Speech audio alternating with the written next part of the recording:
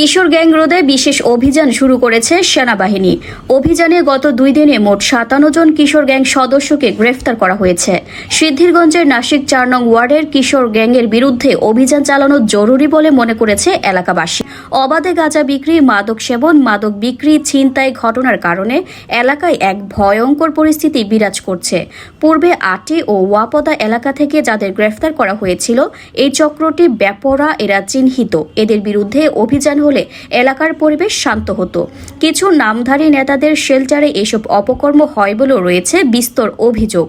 গত 18 মে থেকে 20 মে পর্যন্ত মোহাম্মদপুরের রায়েরবাজার বোটঘাট এলাকায় সাঁড়াশি অভিযান চালিয়ে কুখ্যাত কিশোর গ্যাং পাটালি গ্রুপ এর 44 জন সহ অন্যান্য কিশোর গ্যাংয়ের মোট 57 জন সদস্যকে গ্রেফতার করা হয়েছে।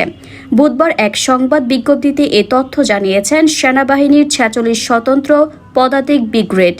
বিজ্ঞপ্তিতে জানানো হয়েছে, কিছুদিন ধরে মোহাম্মদপুরের রায়েরবাজার এলাকায় সন্ত্রাসী কার্যক্রম বেড়ে যায়। বিশেষ করে গত 15 মে গভীর রাতে মোহাম্মদপুরের ইত্যাদি মোড় এলাকায় একই পরিবারের 6 সদস্যকে কুপিয়ে গুরুতর আহত করে পাটালি গ্রুপের সদস্যরা।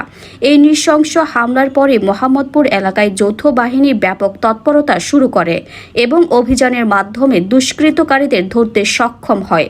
গ্রেফতারদের মধ্যে আরও রয়েছে পেশাদার মাদক কারবারি, ছিনতাইকারী, পরোয়ানাভুক্ত আসামি ও বিভিন্ন অপরাধে জড়িত অপরাধী। সেনাবাহিনী আরও জানায়, তালিকাভুক্ত কিশোর গ্যাং এবং সন্ত্রাসীদের গ্রেফতার করতে যৌথ বাহিনীর সাঁড়াশি অভিযান অব্যাহত থাকবে। গ্রেফতারদের মোহাম্মদপুর থানা পুলিশের কাছে হস্তান্তর করা হয়েছে।